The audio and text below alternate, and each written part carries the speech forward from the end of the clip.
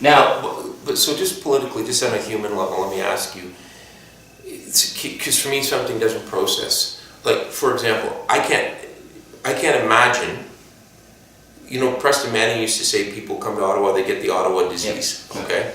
I can't imagine you, for example, if you're the minister one day, maybe you'll be the leader, but the minister of Indian Affairs, and that happens, I can't imagine you going to ground or being captured by your bureaucrats and not doing something. Well, this is a moral question. What happens here? It's a moral issue, so what happens? In my 12 years, I've not been able to understand why that happens, but that happens. So we have the issue with child welfare, the broken foster care system, the underfunding of health services. So we go from the residential schools to the Human Rights Tribunal that rules Canada is in racist, systemic discrimination, and the government says, fine, we're not going to fight. I thought we had reached, the courts have ruled.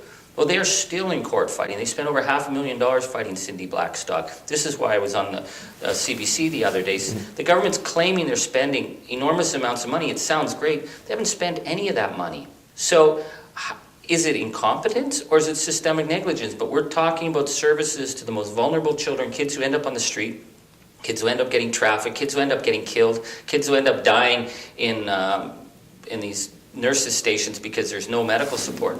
So how can you make a claim that you're spending the money if you're not? That's a moral question. And that's where we have to start to say to government, you may have the policy and you may have the government of Canada may need to look after its back on this, that, and the other, but we're talking about children. And when we talk about children, we're talking about the future of our nation. So to me, there's no ifs, ands, or buts. We have to fix this. And it's fixable. Putting those resources into children will transform our nation. So we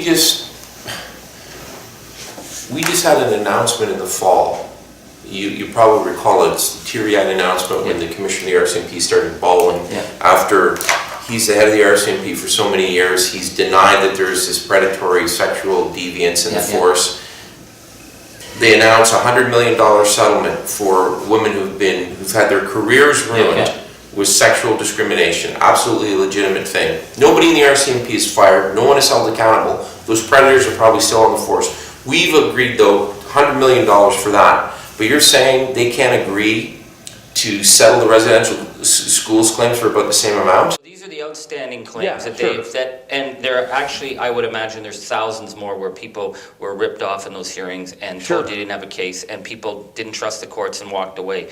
But the communities I represent of the St. Anne survivors, they're not even wanting the money now. They want the government to come to the table and say what we did was wrong, and they want the government to commit to programming for the youth for tomorrow. But it's whether or not the government of Canada will admit that they suppressed evidence, that they lied, because they are the defendant. Canada is the defendant, and also the Justice Department plays the role of enacting. Why wouldn't we do that when the Supreme Court Justice has already said it's cultural genocide? This top justice in the country has already said we did it. So the government, shouldn't they just... This is whether or not in Canada the system of justice, when it's applied to Indigenous people, actually can hold government to account. Because it seems when the Supreme Court rules on any other matter, the government will obey. When it's Indigenous people, the government will fight in court tooth and nail every single time. They will spend more money on lawyers than they will ever spend on implementation. I'll give you a quick example. When we forced this motion in Parliament last November for the government to comply with the Human Rights Tribunal ruling, one of the things that they voted to agree was to stop fighting families in court over medical treatment where they deny services.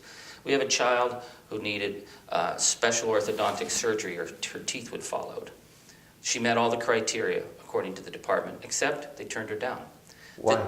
They said she didn't meet the criteria. Well, she had special surgeons said she needed it. Here's the thing, the denial rates for that level of surgery are 99 in the first round and 100% in the second round. If that's 99 and 100% denial rates, if that's not systemic, I don't know what is. How old was the child? She was 14 years old. And they wouldn't do that? No. And I talked to Jane Philpott, again, another nice woman, a doctor. So here's the thing. So now you've got Jane Philpott, Minister of Justice, Minister any affairs? Anybody who's dealing with these issues on Indigenous families, it ends up the same, applied again and again. So with the case of this girl, it cost $8,000 to fix her, to That's give her it? this. They've spent over $40,000 in court. The family's lawyer is doing this pro bono. She got flown to the hearings by borrowing somebody's air miles. She's going up against the Justice Department of Canada. So they're $40,000 now. They will spend $500,000 to fight this child.